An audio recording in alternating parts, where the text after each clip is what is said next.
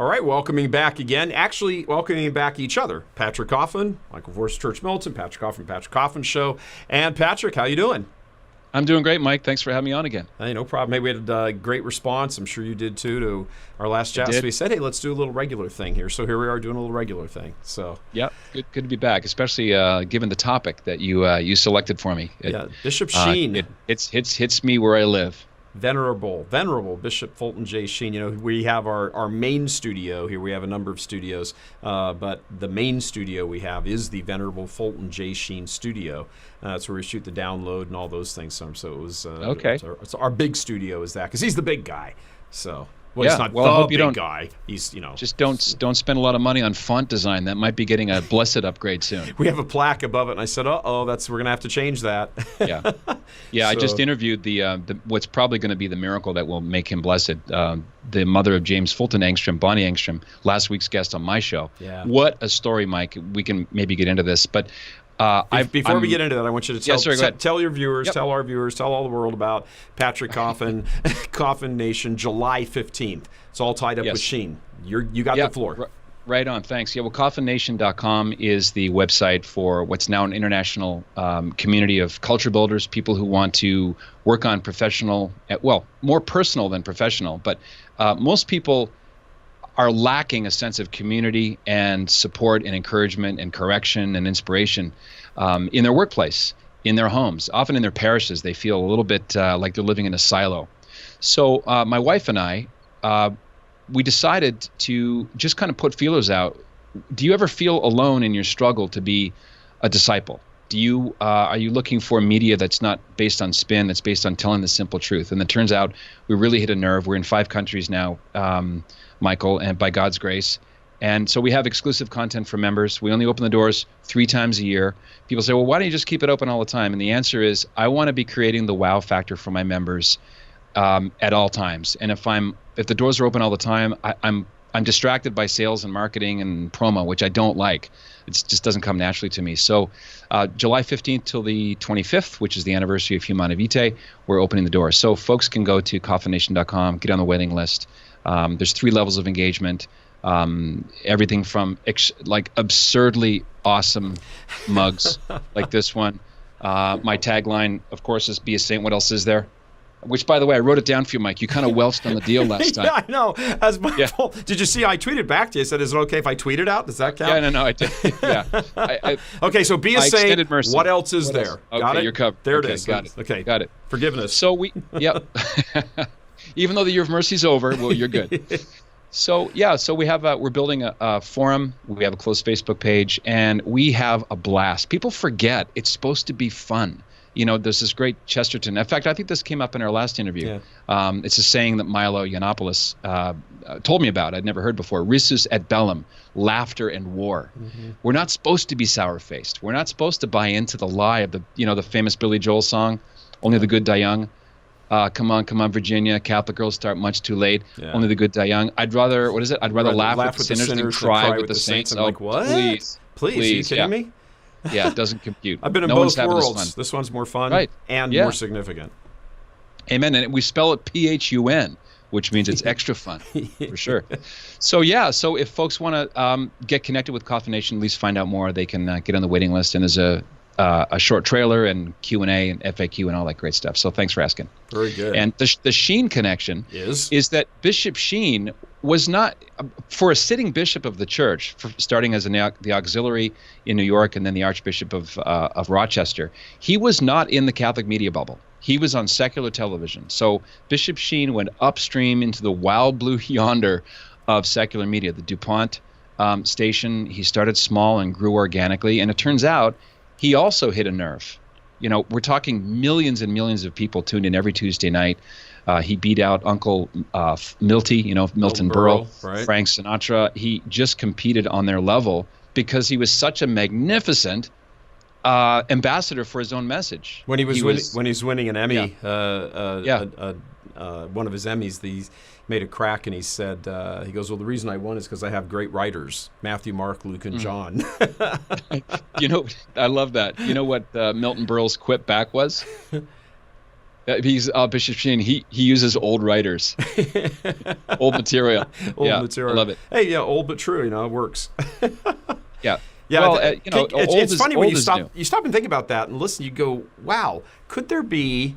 Is it even imaginable today that you would have a Catholic bishop there in full regalia, cape and the whole bit, walking back and forth across the stage with a blackboard, teaching people about the faith through witticism, humor, seriousness, and real life, down to earth examples. Mm-hmm. And he told people, you do this, you go to hell, la la la. I mean, there was no church and ice stuff.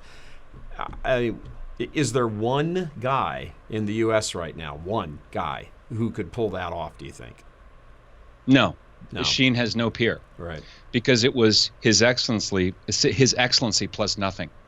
There was no gimmick. There was no exotic backgrounds. It was a very simple set. And he never wavered from that format. No. The idea of fan mail really took off with Bishop Sheen because he was one of the first figures on television to look into the camera, into not just the living room, but into the heart and mind of the viewer. That's right. Saying, look, I'm directing the National Society for the Propagation of the Faith. If you can send me like a piece of chocolate and a dime, well, the studio would be deluged. Yeah. And that began a kind of interactive relationship that television had never seen before. Because normally it's the honeymooners, Gracie and Alan and so on, and they were funny entertainment, Lucille Ball, all that, but there wasn't that interactive piece, and that was another part of the Sheen revolution. Yeah, it's interesting when you go back and you think, look at it, all the people, like the Jackie Gleason show was on Dumont, obviously. Bishop Sheen was. Bishop Sheen was on from 52 to 57. My dad didn't become Catholic until 3 years after he married my mom. They got married in 1953. My dad became Catholic in 1956. But even as a Protestant, before he met my mother, when he was, I think, probably 21, maybe 21, as a Nazarene, he used to sit as a airman first class, private first class in the airman first class. He used to sit there and watch Bishop Sheen in 1952. And he was impressed by, he's like, this guy, as my dad's coming out as a Protestant, he's like, this guy seems to know an awful lot about the Bible. Isn't this interesting?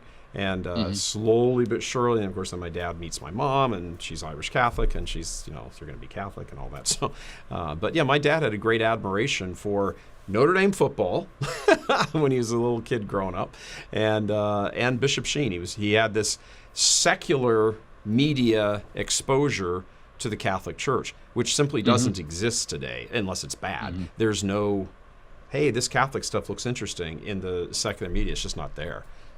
Yeah, that's true. Bishop Sheen estimated that about 30% of his letters came from non-Catholics. Yeah. So that goes to his, cross-cultural appeal. Certainly was not, it was not Catholic media bubble. And I think that was probably deliberate on Bishop Sheen's part. Sure because was. Remember, Michael, as you know, he started the Catholic Hour around 1928 on NBC Radio. So he had 25 years before he strode onto the Adelphi Theater boards in 51, 52. He had all of this experience talking about topics that would resonate with a secular audience. And this is his genius, his ability to connect dots you never think would be relatable. And my favorite one, the first time I heard this, the very first time I heard Bishop Sheen's voice was at a monastery north of Toronto. It's a place called Orangeville. It's a Trappist monastery, and they had tapes. That's how old it goes back. Not 8-tracks. Not 8-tracks. It wasn't KTEL 8-track. No, but it was a series of talks. And on that day, I remember it was probably early 90s, I heard Servant of God Catherine Doherty give a talk in Toronto the month I was born, 1963, and I heard a series. I just gobbled them. I just cranked through these tapes. It was called My Role in Reconciliation, and I remember hearing this voice. It sounded like trumpet muted with silk. I'd never in Canada. I mean, Bishop Sheen died before I was, and I don't even know if Life is Worth Living was on in Canada. So I came way after that. But the image he painted was the woman at the well. I'm sure you know the story. He says, what is this woman? First of all, why is she there at noon? Well, she wants to avoid the stares and the gossip of the women in the cool of the morning. So there she is in the heat of the day. And what on earth does this woman with 5 husbands have to do or have in common with divine purity himself? The answer is a love of cold water on a hot day. And that became the basis of a conversation about the waters of everlasting life and grace. I'm like, boom. Yeah, so that was my intro, and I devoured every book I could get my hands on, including, and I hope people listening who love Sheen have his final book. It was published posthumously. It's called Treasures in Clay. Right. Treasure in Clay. Treasure in Clay. It is just a cornucopia of beautiful, not just anecdotes, they're not just snapshots from his travels, but they're decades of a priestly life all woven together in really prophetic, often emotional ways. I love that book. It's one of those, book on a desert island kind of picks. One of the things he was extremely, probably the thing he was most devoted to was our Lord and the Blessed Sacrament, the Real Presence, with a close second of our Blessed Mother. But he got special permission when he finally retired in New York, in Manhattan, in his apartment. He got special permission to keep the Blessed Sacrament in repose in his apartment. So he had a little kind of modest apartment. Well, most apartments in New York are pretty modest. And he had a little small, like, kitchenette room area size thing, and had it converted into a little chapel. And he used to go in there every day for an hour. Now, he did that in retirement, but he had done that every single day of his priestly life, a holy hour every day. And you can hear, he tells one story that I believe he was in Paris, and he was at his holy hour, went to, it may have been Sacré-Cœur, I can't remember, but I think it was. And he was sitting there, and he completely fell asleep. He was like 2 minutes into it. He was exhausted from all the travel. He was like, boom. And he as he tells the story, like 58 minutes later, he woke up. He looked at his watch. It had been exactly an hour. And he said, oh, my angel must have woken me up. Well, I am a successor of the apostles, or, whatever going to be. And here I am falling asleep just like they did for the first hour. Nice. He said that was the only time I ever fell asleep during a holy hour. And I thought, oh, well. And he credited that. He repeatedly credits the fact that he spent that holy hour for his ability to win souls for Christ in the church, because he knew that you grow in love with people you hang out with. There's a guy named Jim Rohn who said famously, you are the average of the 5 people you spend the most time with. True. And Sheen made Jesus Christ his number one person to surround himself with. And so, as brilliant as he was the agrégé in philosophy winner from the University of Louvain. He was a world-class scholar, but he never lost that simple touch. He appealed to cabbies as much as philosophy PhDs. And that is being all men to all things to all men. Here's a brilliant little story, too. My dad actually told me this. I've never found it in writing. I'm sure it exists somewhere. But when he had completed his studies at the Louvain, they have a cool custom there that they pour you different wines or beer or whatever, depending on how you performed on your boards. Right. And, I love this story. Yeah, and so if I screw it up somehow, just remind or jump in and fix me. But he was when it came time for him, he had performed so well, better than anybody in the history of Louvain on those tests, that they ran all over the city trying to find the most expensive bottle of wine that they could possibly, or champagne or whatever it was that they could possibly find. And it took them hours. And all the people who'd taken the test were all sitting in the room here, and they'd gone around and poured them, their wine and this and that, and whatever the quality of the wine was again how well you'd done on the test. And Sheen's sitting there with nothing in front of him, and this went on for hours. And they finally came back in the room, and they poured out the most expensive, whatever it was, champagne or $1 million bottle of wine or whatever, and they said, this is in recognition of your score. No one has ever achieved this level of perfection on these tests as you have. So it's like, that's the heart of it. Yeah, he tells that story in and he tells it with humility. That's the interesting thing. It's not a brag. The wine was to pass with distinction, and he said the champagne tasted so good that night. So yeah. He's fantastic. He's fantastic. Okay, some more Sheen anecdotes because, let's talk about this for a second. Yeah, you saw our coverage last week, or whenever we air this, but last week of the body leaving. Yes. A lot of people have asked us for the backstory on that. We have sources. Everybody in the news has sources, and our sources let us know when this was happening. And I have to tell you that I think an awful lot of people, including us, were just aghast that Cardinal Timothy Dolan did not even appear at the disinterment in the crypt under the high altar of St. Patrick's. He never set foot anywhere near the entire process, even the part away from our cameras inside.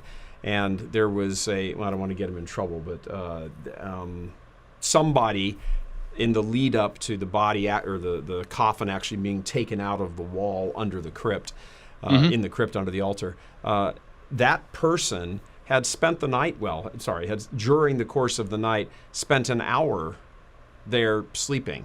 Like 2 o'clock in the morning or 3 o'clock. We spent an hour there sleeping. It was like, this is the last time I'll get to sleep with Bishop Sheen, here. And I'm thinking to myself, wow, here's a lowly little janitor that somebody told us about. Yet the Cardinal Archbishop doesn't even show up. And we have that on very good sources and, verified and all of that. And it's just like, wow. But we were there at 4 o'clock in the morning, scoping out all around the outside of the cathedral. I happen to know where, unless the room has moved, I happen to know which room, as you look at the rectory on Madison Avenue, I happen to know which room is the Archbishop's room, the Archbishop of New York's room, again, unless they moved it. I knew which one it was when it was Cardinal O'Connor there. And I kept looking up going, I wonder if he's looking out to see if anybody's out there with cameras, because he absolutely wanted zero coverage of this. And he laid down a law in a meeting earlier and said, if any cameras show up, I'll end it right there and we'll start over again.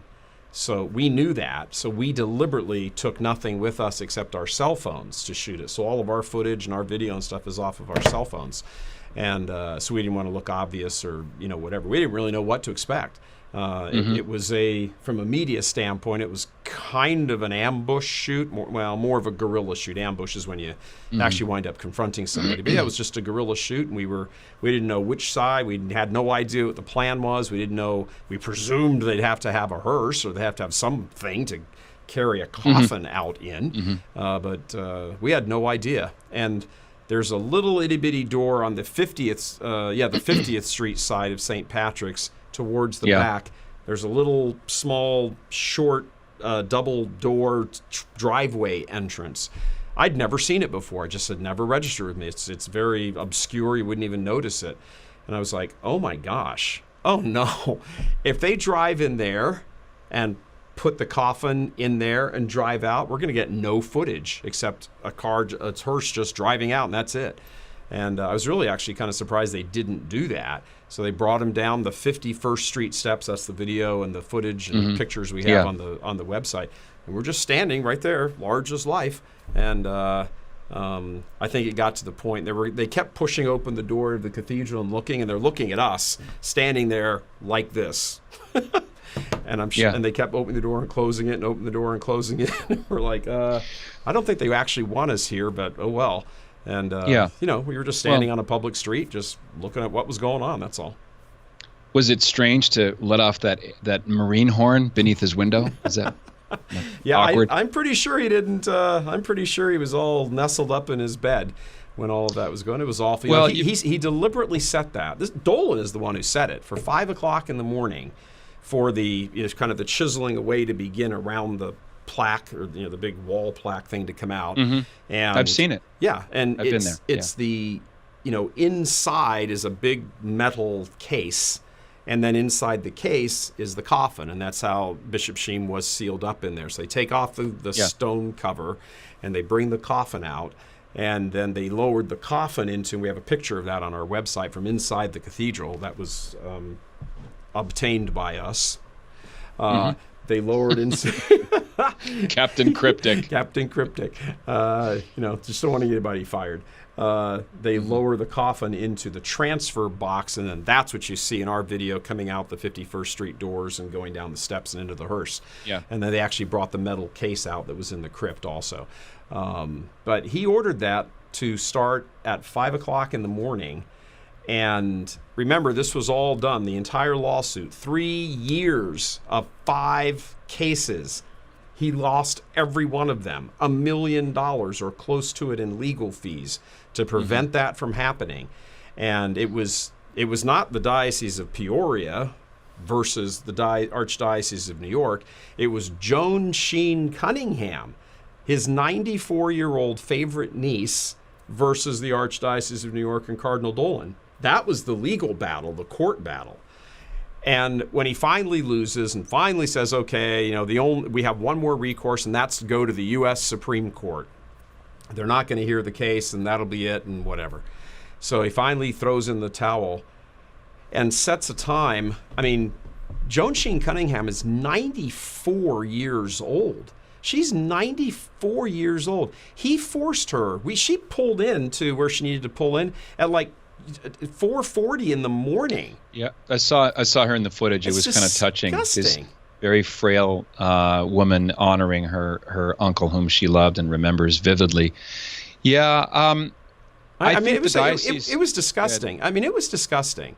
I understand, like, you're not going to have some big fanfare, and there's canon laws about, you know, the transfer of the body of a saint during the process of beatification and canonization. I get all that. You're not going to have, you know, a 1,000-piece marching band go down Fifth Avenue. However, you could do this at a respectful hour for Joan. You know, you could allow some footage just for posterity's sake. You don't even necessarily have to air it then. But, I mean, there's just this, like, you know, this Pravda clamp down on everything, and to do it in the dead of the night. I'm sorry, it's just disrespectful. It was disrespectful to Joan, if nothing else, and it was disrespectful to more people than just her. The Peoria Diocese covered a multitude of sins with their statement, and they basically, I think they're just glad it's over, Michael. Yeah. Okay, dust is settled. Now we can get the double green lights from Rome to make the cause proceed, which it's going to, and I think it's going to go. I think it'll go fast. Now that this is legally wrapped up with New York. Why do you think there was opposition on the part of Dolan or New York or whatever? I mean, you know, the history of New York is they've hated Sheen's guts ever. Since Cardinal Spellman, they've hated his guts. They don't like him. He and Spellman had one of these at the Vatican. Spellman lost, and from that moment on, you know, he was just it was a pox on the house of Sheen. So there's a history there. But now, why now? Why do you think Dolan or the powers that be in New York or something? Because what's the effect of this? Even if they kept the body there, they're not going to do anything. They haven't done anything with the body for 40 years. Why are they going to do something with the body now? What do you think the real thing was behind that? We've heard some things. We can share some notes here. But what do you think is the real motive for trying to, what is essentially block his canonization or delay it? Well, I'm on the market for a crystal ball and a mind reading apparatus, so I don't know the full answer. But as an outsider who's followed the story fairly closely, and I know the greater arc of narrative dating back to the 50s, and I think it's a combination of the following. First of all, just fallen human nature. We don't want to lose face. His Eminence would have to face a 94-year-old woman standing there, the one to whom he lost in court. It's a little embarrassing to have fought that so often in the appellate process, even against his only living family member. So I think it's just basic not wanting to lose face. There's also a history here, Michael, and it's a mysterious thing. And I'll mix a metaphor here. Cathedra is thicker than water. So there's almost like, since prelates can't literally reproduce, they can continue family feuds. Right. And I can't help but think there's this implicit thing that you just get, it's imbibed in you somehow as a bishop, where you carry on the ancien regime's rules. So the clash with Bishop Sheen and his boss, Cardinal Francis Spellman, dates to the mid-50s. I think 1955 was the first time that this milk-powdered controversy happened. And I'm sure you've covered it. We don't have to go in great detail, but the compressed version is that the United States government donated millions of dollars worth of this milk product and to the archdiocese, and the diocese gave it to the Society for the Propagation of the Faith. And at one point, Cardinal Spellman wanted Sheen to pay it back. But it was free, you know what I mean, from taxpayers. Slightly illegal, certainly unethical. And Bishop Sheen refused, and it happened more than once. So finally, Cardinal Spellman thought, okay, I've got an ace in my back pocket here, and that's my longtime friendship with then Cardinal Pacelli, now Pius XII. Pius XII and him were rather close. They traveled together. Spellman accompanied him on a U.S. tour in the 50s, and so they flew to Rome. And the Pope sided with Sheen, saying this is not right. That was the beginning of the end.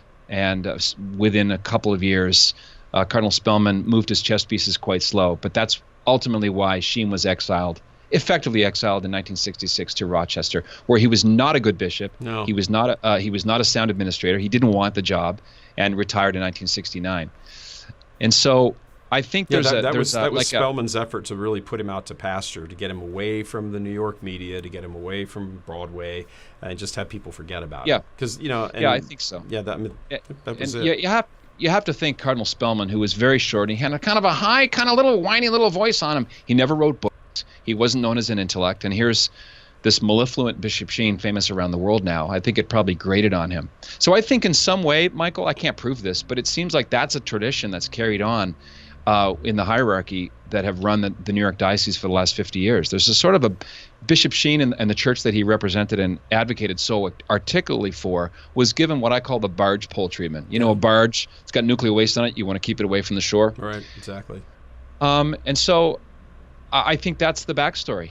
I don't think it's all that complicated. And because you can't say that his body was literally a cash cow, since anybody can walk into the cathedral. But I think there was an obvious cachet and the sterling reputation of Bishop Sheen as a beloved figure being identified with your cardinalate C. That's a pretty powerful symbol. And I think that's the symbol that he fought tooth and nail to not to lose. And let me throw out this also, that I think that there is probably some desire, at least on the part of the senior leadership of the U.S. hierarchy now, that only have a few years left. So they don't necessarily have an interest in preventing from now until the second coming Sheen being canonized. But there is a great desire, because the church, as it is currently constituted in the hierarchy, and we always call here the Church of Nice, and water down everything and get away from objective truth and objective reality. None of these men in the senior positions of the church agree with that church.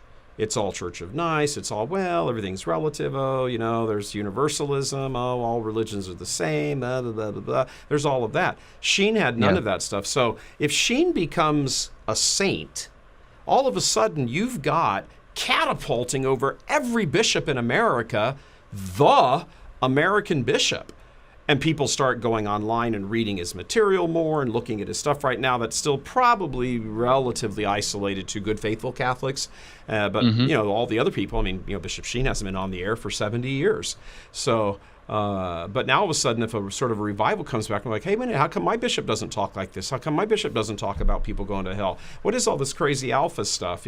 Sheen's attacking Protestantism. He's attacking, the psychology business is really should just be going to confession for 95% of the people. Just a good confession is the same thing as laying on your psychologist's couch for 100 sessions. It just talks very plainly. It's why people still now watch videos from 70 years ago with him and say, wow, this guy is cool. I get it. Oh, he's still speaking to me.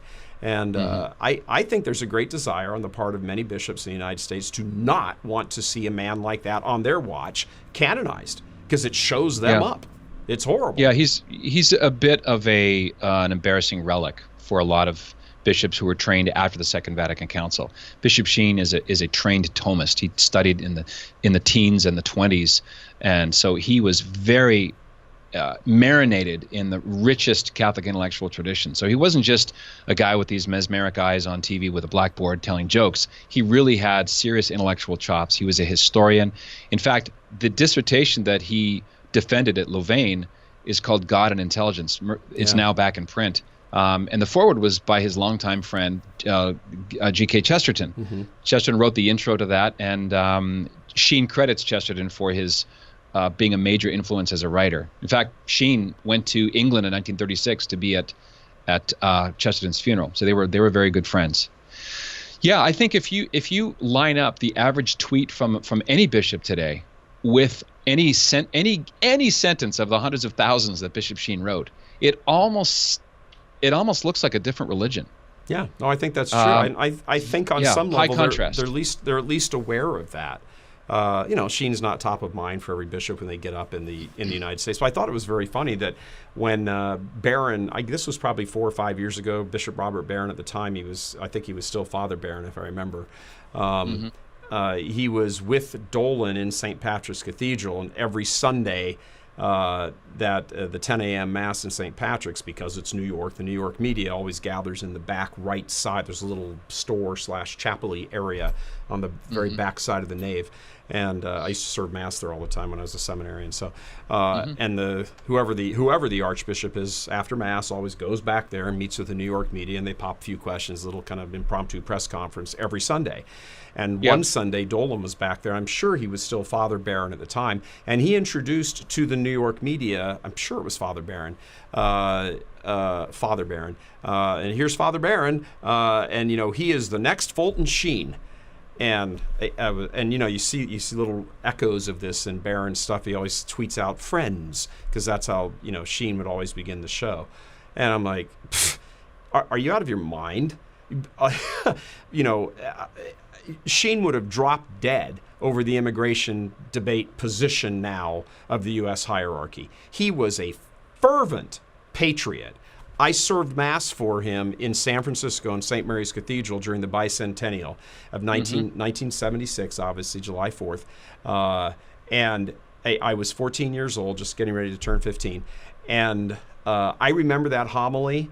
I was blown away by it. I was sitting maybe, 10 feet sort of off to the side and behind him where the altar boys sat. And it was America this, America that, and these men died, every single one of these men who signed this or signed that. They gave their lives, their fortunes, their sacred honor. They gave all of it. I mean, he was a patriot, America against communism. He saw in the 50s and the 60s this great potential that America had to become the world's leading Catholic country, which, of course, is a hope that was never realized because, the way the hierarchy completely caved with Humanae Vitae and everything else. But he saw it, and he understood, and he thought America's role was to be the sort of the worldly power fueled by Catholic truth to stand down against communism, to face down communism.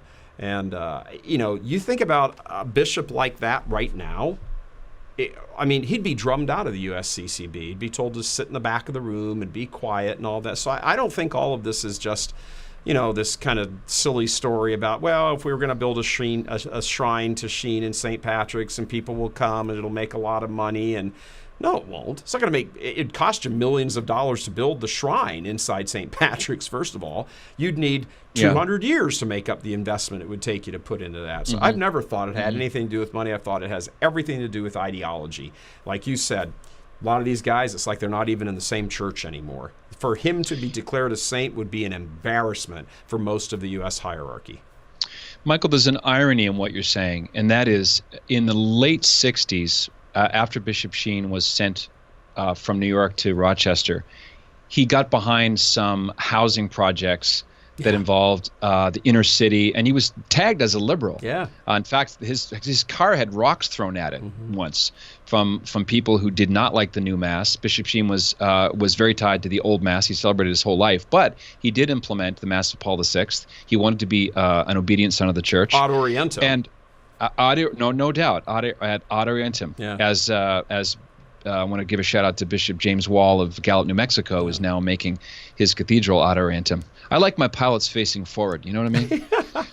I like my bus drivers facing the same direction I'm looking. Right, right. So, and Sheen was very interested in locking arms with Protestants. He didn't like Protestantism, but he loved Bible-believing Christians who, I don't know about you, Michael, when I see someone like, pick any of these of the greats, like Billy Graham, his son Franklin Graham, on this level, the orthodoxy, the devotion to Scripture, the willingness to be bold and recover the Christian roots of the country, I have way more in common with those people than I do with a swishy Jesuit from the city. You betcha. And so Bishop Sheen again had the reputation of being left-leaning. He sparred with William F. Buckley on Crossfire or Firing Line. Crossfire. Firing Line. Firing Line. Yeah. Firing Line. Yeah, he was sort of dovish in Vietnam. Of course, Buckley disagreed. So that's the irony, that the default position today. We're not that dissimilar to positions that Sheen was accused of having back in the 60s and early 70s. Right. And in a way, it's providence, right, Mike? Yeah. Thank God he was exiled, because he spent the rest of his life from 69 to 78 when he died. 79, yeah. 79, right. That's right. Paul VI died in 78. Right. He left us hundreds of talks. Sure. That you can listen to at your leisure and have your life changed. Yeah, Any one of them. He spent his 70s just traveling around the country, priest conferences, family conferences, retreats, this, that, the other, everything. I mean, it was like life was worth living on steroids. Yeah. It was wonderful. And he could not, remember Red Buttons? He couldn't get a dinner. Yeah. He could not get a door open for him at a Catholic conference, which is why people like Robert Schuller gave him the red carpet treatment. He spoke at what's now Christ Cathedral here in Orange. Yeah. He spoke there 4 times, and I think there was a strong rumor that Reverend Schuller was going to become Catholic. I've heard Bishop that. Sheen, yeah. It's interesting that he, Yeah, it was. gave the cathedral and the song. you think about the 1970s and what was pouring out of Catholic seminaries and the newly ordained, and of course the bishops that had encouraged all of that to happen. I mean, there was just a complete divergence in Catholicism between, I think, what he, had been trained in and thought, this brilliant intellect with these fantastic rhetorical gifts and everything that he had, in contrast with all of these guys who are heading more and more to bureaucracy and, friends of the Kennedys and all that stuff that it's emerged into now. And you just look at it and you think, wow, this is really two entirely different ideas of what it is to be a bishop. And they, as you said, there were lots of Catholic events he was not allowed to come speak at. He was never invited. He was disinvited, behind the scenes, of course, because he was still popular with, the 50, 60-year-old Catholics who'd sort of grown up with him. But yeah, he was, when they named the street, if you walk out of Grand Central Station in Midtown Manhattan, if you walk out there and you go out is it the Lexington side? Lexington side. You go out the Lexington side and it's 43rd Street, I think it is. There's a little block there called Archbishop Fulton Sheen Way. And on that street is St. Agnes Church. And my parents used to go Mass there all the time. It was the only church in Manhattan at the time where the Latin Mass was still going on. My parents would take the train down from Westchester on Sunday mornings and get out at Grand Central, and they'd walk along Archbishop Fulton Sheen Way and go into St. Agnes, dip into St. Agnes for Mass, go get coffee and donut, and go back on the train back up to Westchester. When they named that street, when the city named that street, and I'm pretty sure, if I remember correctly, it was Ed Koch. Mayor Ed Koch of New York is the one who gave the permission for that. The New York Archdiocese just completely downplayed it. Oh yeah, he was a nice guy. Okay, we got to go take care of the softball game or something. He was not liked which is the great irony here. It's the reason why we just have this great big legal battle, because Cardinal Terence Cook at the time, who was Archbishop of New York at the time when Sheen died in 1979, approached Joan and said, in essence, hey, look, the New York Archdiocese has treated him like hell for 15, 20 years. If we couldn't do anything for him in life, at least let's do something for him posthumously. Let's give him an honor and put him under into the crypt under the high altar at St. Patrick's. And he had wanted to be buried in just kind of a little nondescript grave in Queens. And Joan, thinking, that's right, they were not nice to my uncle. They were horrible to him and the whole bit. So she acquiesced and agreed. And that's where this whole legal battle that just wrapped up, we got the video of 40 years ago. She agreed, had him buried under the altar and in the crypt. But that was done by Cardinal Cook because they had like a Catholic guilt conscience after he died. The New York Archdiocese is like, wow, we treated this guy horribly. So let's at least try to make up for it now. But that's why all this happened.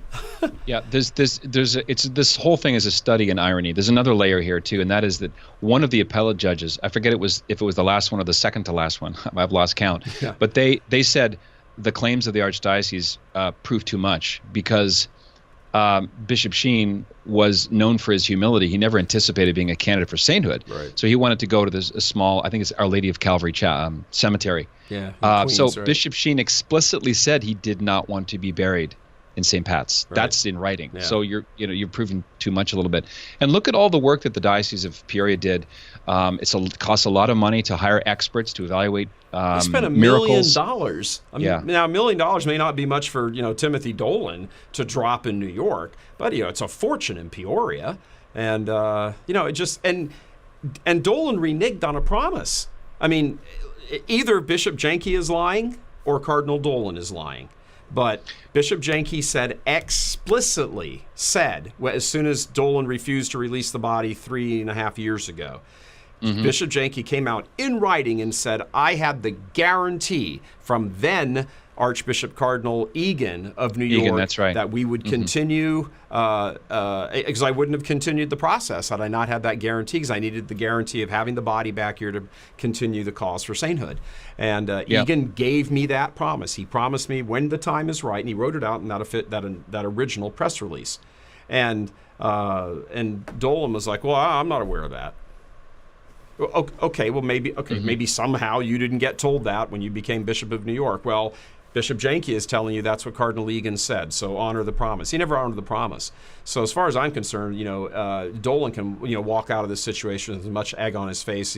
However much egg he's got on his face, he should have more, because he either lied or reneged on a promise, and sort of ipso facto accused Janke of lying if he thought that this promise was never made. Well, Janke's not going to lie, and then because when Egan made that promise to him, it was kind of the green light for Janke in Peoria to really ramp up. I mean, now became all the expert, witnesses and gathering all the data and the big, huge pile of information they have to box up. I saw that box. I was in Peoria. This huge, I don't know what you would call it, crate of information they sent to Rome, all wrapped up in the purple ribbons and all that stuff. They sent all that stuff off to Rome. They hadn't really spent a heck of a lot of money before that. I think it was maybe $100,000, $200,000. But it was when Janke said, when Egan told Janke, yes, you can go ahead and proceed, and then he drops another, $750,000, and then Dolan comes along on the scene and is like, drop dead. I mean, it's just, Well, I think I'm glad it's over. Yeah. And I for people who are still mad, you can always rent the movie Frozen and let it go. The light from Rome is going to turn green. We were talking off the air about how swiftly I think this case is going to proceed now with Rome. Bonnie Engstrom was my guest last week. She's the mother of the baby that was born deceased and stayed dead for 61 minutes. That's not just, a rash went away. This is literally raising the dead. It's already been declared a miracle by the medical board, and it's on the desk of the causes for canonization in Rome. So I think this is going to be a stunning thing. Not only did he not have oxygen going to his brain for 61 minutes, and they're ready to just pronounce. He's perfectly healthy. There's nothing wrong with that little boy now. Yeah, that's another cherry on top, isn't it? Yeah. Just a stunning thing. That's live. He lived and he's thriving and he's just a regular normal little boy. You'd never know, hey, when he was born, he was deprived of oxygen for over an hour. Yeah. And remember, that's only one of several miracles that are in consideration. And a lot of people don't know this, Michael, just for your listeners and viewers. America has never produced a male saint. That's correct. There are no U.S.-born male saints. That's right. The closest ones are Blessed Stanley Rother of Oklahoma and Blessed Solanus Casey of Detroit, but also Yonkers, although he was originally born in Wisconsin. Right. So, guys, come on. Step it up. We've got three women. What's wrong with us? We're always late to the holiness party here. It's embarrassing. I got to say that when I served Mass for Bishop Sheen, again on the bicentennial, I'm misspeaking there a little bit. He didn't offer Mass. He was the guest celebrant. The guest homilist. I see. But he sat in choir for the whole Mass. And I was the young kid in charge of the incense. I always loved the incense. I always got there first, and I'd smoke out at church every time. And Chris, kind of hard. You're still doing that. You're still smoking out the church. Still smoking out the church. So anyway, when we all got back in after Mass into the sacristy, it's a pretty big sacristy. It's a cathedral, and kind of an ugly cathedral, but they call it the washing machine. But anyway, it's the pretty big sacristy, and he's talking to all of us, the altar boys, kind of in the corners. We're starting to put up the candles and all of that, and he says, "Now, which one of you had the incense?" And I thought I was in trouble, and I was, And just as he said that question, I kind of reacted to it. This guy came in on the other side of the sacristy, because there were two entrances, and he came in, and I had a dead look at him because Bishop Sheen was like this close to me, and then right beyond him, this guy was walking towards him, and he had a long hair, kind of in a ponytail, and he had a tweed jacket on. I remember that. He was dressed like a slob, but he had a tweed jacket on. Is it the Archbishop of San Francisco? No, John Quinn, and he had he was waving a book around in his hand, and he said, "Hey, Archbishop Sheen, I've just come back from the Far East and written this book combining the best of Eastern mysticism with Catholicism." And Sheen just had whipped around, and he went after that guy like loaded for bear. I won't do it here because I'm blowing the mics out, but he just screamed at him, "Get out!" I mean, he was hot. He goes, "Get out! Get out! The Catholic faith is a gift from Almighty God, and I will not have you polluting it. Get out!" And he froze that guy where he stood. The guy shrunk away. Bishop Sheen turned right back around, looked at us, and said, "Now, who had the incense?" So now you're really buckled up. Yeah. So what did he say? Do you remember what the comment was? Why did he ask about the incense? He thought there was too much incense. Oh, fun. He was pretending that he thought there was too much incense. I always smoke a place out, but that thought has never left me. Can you imagine? I mean, again, go back. Any bishop in the United States today, any bishop anywhere, responding like that, my gosh, he'd be censored by the USCCB Committee on Evangelization Tenderness or something. And I have to think that Bishop Sheen, I've never heard that anecdote before, obviously, but I have to think, knowing what I do of Bishop Sheen, if he was harsh with him, there was probably a preternatural gift that Sheen had, because this is reflected in the biographies, that he had this insight that he couldn't have known, humanly speaking. There must have been either a diabolical element in that book, or there's something terribly off, and he didn't want to engage and have some big fat dialogue in front of impressionable altar boys such as yourself. Yeah, and the sacristy was actually pretty crowded, as you might imagine. I mean, there were a number of priests from the from the cathedral there, and the two entrances had crowds of people in them. I actually was laughing about that story with my dad, I don't know, a few years back. I'd completely forgotten that my dad was actually standing in the doorway of the sacristy and watched the whole thing. And he reminded me of that. I was like, "Oh yeah, that's right. My dad was there, wasn't he?" But I'd forgotten about it because I was sort of so drilled in on Sheen and that little activity there. I'd kind of forgotten. But yeah, the sacristy was crowded, and I mean, he's I agree. I think he knew that there was something, just objectively, combining Eastern mysticism with Catholicism. Give me a break. But over and above that, here was a whole crowd of people, and he had to be very clear that nothing can pollute the faith. Absolutely nothing. And who knows? That was I was 15 years old. That was 43 years ago. Is that right? If I do my math right, I was 43 years old, and I often wonder what became of that guy. Was he? He stopped and was like drilled into his place, and then just turned around really slowly and walked out. And it was an amazing scene to watch. I have to think that maybe someone by the name of Thomas Merton was on Sheen's mind in that moment. When the best book that Merton ever wrote, his first one, The Seven-Story Mountain, which is really a wonderful book, highly recommended. Bishop Sheen endorsed that book. We're talking 1930, maybe 1941, mid-40s. Yeah, just right in World War II, It was a World War II era book. And Bishop Sheen called it the 20th Century Confessions. Yeah. And then Thomas Merton slowly, especially in the late 50s, early 60s, really turned eastward. I think he suffered a terrible series of crises in his priesthood. He got involved with a woman and kept, getting permission to go to these crazy exotic places where he eventually died in Bangkok in December 1968. Yeah, there's a lot of conspiracy theories about that, but certainly the second half of Merton's career, the books they're not worth reading. They're very severely compromised, I would say. Yeah, it was that's a story. It's one of the stories really about Bishop Sheen, just because of the personal connection I have to him, that we actually named our studio after him, because that is, that's it. I mean, there needs to be a clear, resonant, unambiguous voice for Catholic truth. And for me, as my little impressionable teenage altar boy there with too much incense, that was it. I mean, that was it. But before that Mass, were you aware of his stature? Was he kind of a thing? Yeah. Your dad made it clear that I watched this guy when I was a kid. And so on. Yeah. I knew all about Bishop Sheen. Of course, we didn't have access to computers and watching YouTube and all that kind of stuff and everything, but I knew who he was.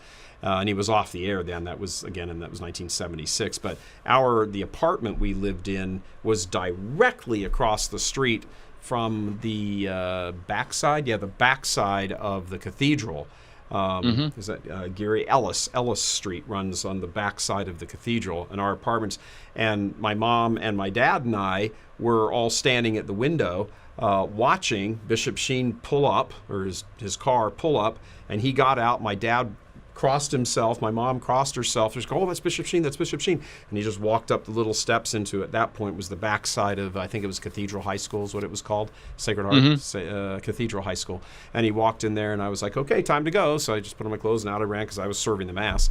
And he's like, he's here. And but yeah, I knew about him. Funny thing on that also, after the Mass and after that little scene in the sacristy with the hippie Eastern mysticism guy, they walked him sort of through the bowels of the cathedral, and they walked him into a little lunchroom where there was a bingo game going on the 4th of July. And the Eighth Sacrament. The Eighth Sacrament. All the little old ladies were sitting there, and the guy who was pulling the ping pong balls out of the machine said, "Oh, folks, just a moment, please. It's we have a very special guest here." And these are all old ladies. They would have known who he was. We have a very special 100%. guest here. It is Archbishop Fulton Sheen. And coming out, and some people were clapping. And this one little lady, I was standing on the side of the tables. This one little lady from the back yells, "Who cares? Read out the number." Awesome. And he laughed. Yeah, that's typical Sheen response. Yeah, absolutely. It was fantastic. Yeah.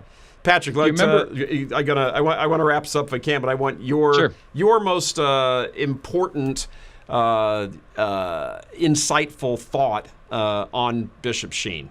What comes to mind when you think of Sheen? Oh, that's like, which of my children do I love the most? That's very hard to distill into one. I think when I think of my main takeaway, the blessing that God has given me through Bishop Sheen's priesthood, his ministry as a writer and as a bishop, is the word connectivity. Bishop Sheen was not afraid to find truth wherever it was, whether it was literature, whether it was film. He had a lot of friends in Hollywood, or history, psychology, philosophy, theology. It was never a bunch of pieces in a field. It was always an organic whole, a symphony of truth. So to me, I hang everything Bishop did on that one concept of connectivity. He was a priest totally given over to Jesus Christ. He loved lay people, and he, as you know, Michael, he said some prophetic things in the early 70s. I remember in a 1972 talk to Catholic parents, he sort of prophesied, look, the time is coming. If you want your kids to lose the faith, send them to a Catholic university. Yeah. If you want them to save it, go to a secular campus where they'll fight for it. Mm-hmm. And that's proven to be prophetic. Yeah, so sadly. This is leveraging the media in a way that was so winsome and so down to earth, and yet he had that rich intellect behind him. By the way, the late Father Andrew Apostoli, I'm sure you know him or know of him, mm-hmm. Very holy soul, along with Father Groeschel, two New Yorkers who started the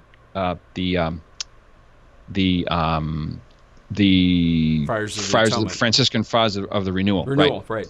So Bishop Sheen ordained him in Rochester in 1967, and his homily is online. So if you want to know the way Bishop Sheen treated the priesthood, his great love for priests, you can find it online.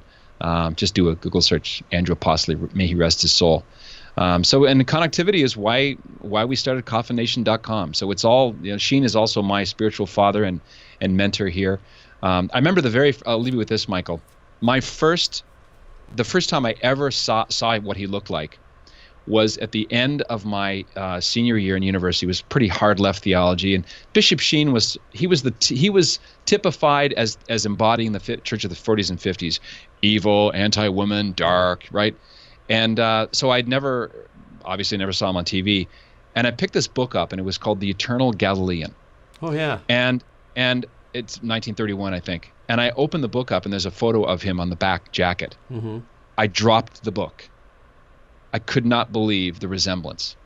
Now, when you think you look like someone, you probably do look like them. Of course, I've been told that a million times. I thought that was really eerie. And I never touched him for a couple of years. And then the first line of that book got me into Sheen.